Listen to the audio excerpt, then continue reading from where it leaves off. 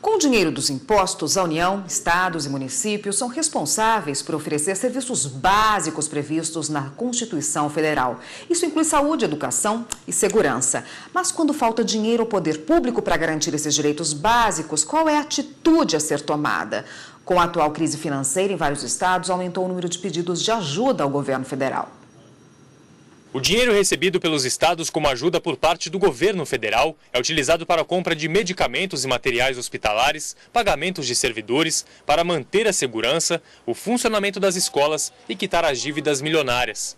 Apesar do valor do auxílio ser alto, em muitos casos, o dinheiro não é suficiente. Com isso, a crise financeira nos estados continua. No Rio Grande do Sul, por exemplo, a crise financeira já atingiu a segurança pública. Sem dinheiro, o estado também não pagou os servidores. As dificuldades financeiras atingem ainda o sistema penitenciário. No Rio de Janeiro, a situação não é diferente. A queda do valor do barril de petróleo no mercado internacional diminuiu o valor dos royalties e a arrecadação do estado. Os incentivos fiscais também são apontados como causa da crise. No Distrito Federal, a crise financeira atinge a área da saúde. Por aqui, os pacientes têm várias queixas. Demora no atendimento por falta de médicos nos hospitais, problemas no fornecimento de remédios que deveriam ser oferecidos a toda a população.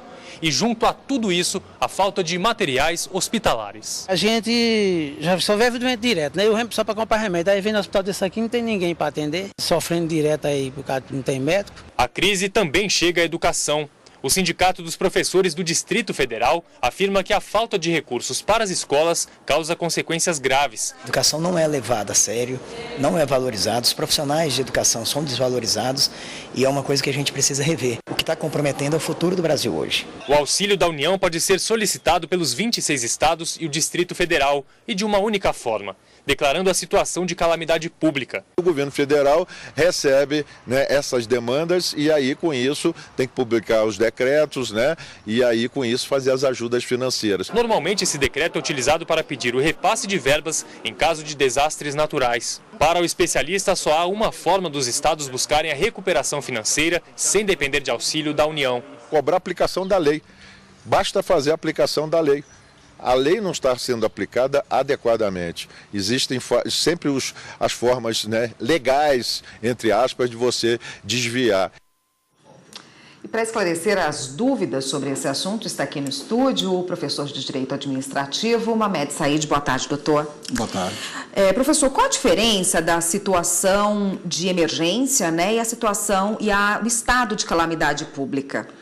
Tanto a situação de emergência como o estado de calamidade pública, eles ocorrem principalmente por conta de eventos da natureza, que causam, de alguma forma, danos, tanto danos humanos, como danos materiais e danos ambientais. Então, nós temos que entender o estado de calamidade pública como a situação de emergência, como aquelas situações em que, ou por ação do próprio homem, mas principalmente por ação da natureza, ocorrem prejuízos que geram não apenas esses danos aos quais eu me referi, como também danos de natureza econômica e social. E a diferenciação de estado de defesa e estado de sítio? O estado de defesa e o estado de sítio são institutos bem diversos da situação de emergência e do estado de calamidade. Por quê? Porque tanto o estado de sítio como o estado de defesa são institutos que estão tratados no próprio texto da Constituição. O estado de sítio é algo mais grave, normalmente ocorre em caso de guerra, declaração de guerra, agressão armada estrangeira, mas também quando há um evento que causa uma comoção de âmbito nacional, e isso causa uma situação de tal instabilidade que é preciso decretar estado de sítio. O estado de defesa é algo menor, digamos assim. Ele ocorre quando em locais restritos e determinados, ocorrem também situações de instabilidade institucional, ou uma situação de descalabro decorrente também de calamidade pública. Então, a diferença básica é que o estado de sítio é uma medida muito mais grave, que inclusive necessita de autorização prévia do Congresso Nacional, para que o presidente da República possa decretá-lo, e o estado de defesa não. Ele ocorre mais em locais restritos e determinados. O presidente da República decreta o estado de defesa e só a posteriori que o Congresso Nacional vai apreciar aquele decreto presidencial. Voltando agora à situação de emergência e o estado de calamidade pública, como que se caracteriza juridicamente essas duas situações? Veja, o prefeito de um município ou o governador de um estado, eles vão decretar situação de emergência ou estado de calamidade através do decreto. O decreto é sempre um ato administrativo do chefe do executivo. Então, seja o executivo municipal, seja o executivo estadual, quando ocorre um desastre, né, seja em que contexto for, que cause esses danos ambientais, humanos, materiais, econômicos, sociais, ele trata, então, de editar o decreto de calamidade pública ou de situação de emergência. E logo entra em circuito a Defesa Civil.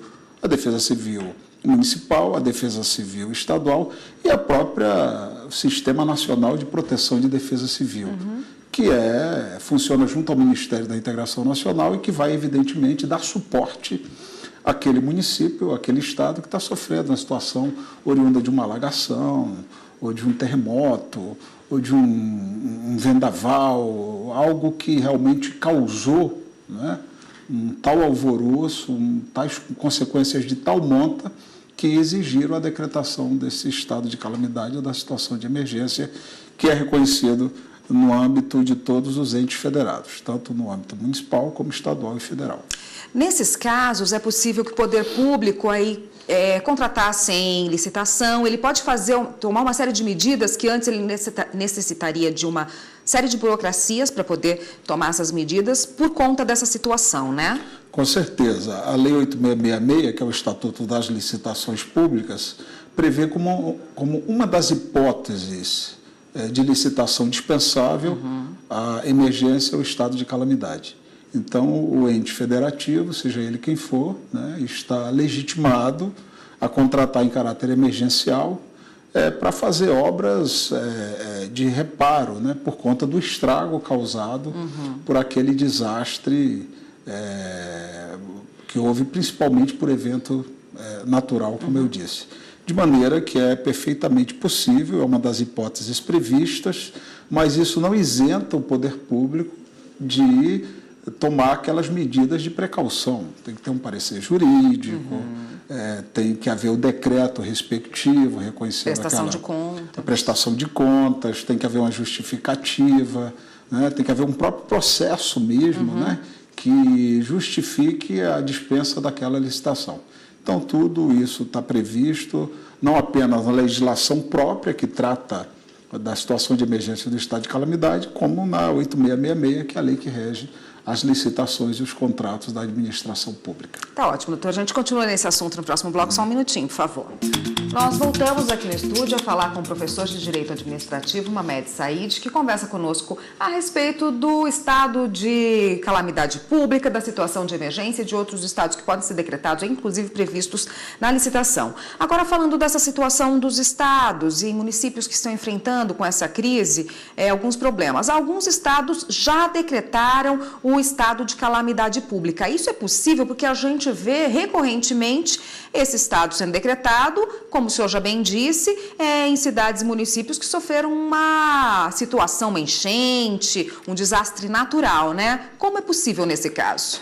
Veja, a decretação de estado de calamidade pública por conta do descalabro nas finanças estaduais é algo inusitado, algo mais recente, mas o próprio decreto que prevê esses institutos, ele fala que o desastre se caracteriza tanto por evento natural como por ação do homem. Então não deixa de ser, digamos assim, ainda que de forma remota, há uma previsão de que o estado de calamidade pública pode ocorrer no que diz respeito às finanças, né, do ente federativo. O que é importante nós considerarmos é que a decretação do estado de calamidade, que não reivindica, evidentemente, a ação da defesa civil, porque não a população desabrigada, etc., a população sofrendo outras consequências, né, bastante danosas, é verdade. Essa decretação de estado de calamidade por conta das finanças, principalmente no caso do Rio de Janeiro, se deve muito ao fato de que a Lei de Responsabilidade Fiscal admite que, nesses casos, o ente federativo pode ter a flexibilidade de não obedecer certos parâmetros, certos prazos, certas exigências previstas na lei complementar, que é a Lei de Responsabilidade Fiscal. Então, é como se isso desse uma folga ao ente federativo para ele poder administrar aquela situação de descalabro administrativo-financeiro da melhor forma possível. Além do que, abre espaço para que a União possa acudir àquele ente federativo, vir em socorro, alocando recursos, né, extra-orçamentários, que são destinados especificamente para enfrentar aquela situação de calamidade que foi reconhecida por um decreto do governador, como no caso em questão que nós vimos há alguns meses. Doutor, agora voltando ao estado de sítio, né, e ao estado de defesa, previstos aí na Constituição Federal, como o senhor já bem disse, são difíceis de acontecer, né? A gente não tem na história recente nenhum momento como esse, né? O estado de defesa, que é algo menor do que o estado de sítio, de certa maneira corresponde às antigas medidas de emergência vigentes sob a égide da Constituição de 67 e 69. Durante a votação da emenda das diretas já, no início da década de 80, houve a decretação de medidas de emergência, o general Newton Cruz, que foi o executor, etc. e tal. É algo mais ou menos similar. Com a Constituição de 88, então, se estabeleceram institutos diferenciados. O que é importante a gente considerar é que, em um e em outro caso, a Constituição permite a restrição e a suspensão de alguns direitos fundamentais. Alguns direitos que estão elencados no próprio artigo 5º da Constituição. Então, só mesmo a Constituição poderia estabelecer algum tipo de restrição ao exercício desses direitos. Lei nenhuma poderia fazê-lo, apenas a Constituição. Então, é o caso, por exemplo, da liberdade de locomoção, a liberdade de ir e vir. Sob estado de sítio, é possível que o poder público feche aeroportos, rodovias, estabeleça toque de recolher, né? Além da liberdade de locomoção, a suspensão da liberdade de reunião, do sigilo de correspondência, apreensão de bens, busca em domicílio, sem ordem judicial, apenas por aquela autoridade que o decreto do estado de sítio vai designar como responsável pela execução dessas medidas. Então, é uma situação bastante grave. Normalmente, o estado de sítio só ocorre quando há realmente uma situação de guerra. E o estado de defesa, não, como eu disse, em locais restritos e determinados, mas também ele admite a restrição a certos direitos fundamentais previstos no texto constitucional. Tá ótimo, professor. Obrigada pela participação. Eu conversei com o Hamed Said, que é professor de Direito Administrativo, conversou com a gente a respeito desses estados de calamidade pública, a situação de emergência, o estado de defesa e também o estado de sítio. Obrigada, doutor. Até uma próxima.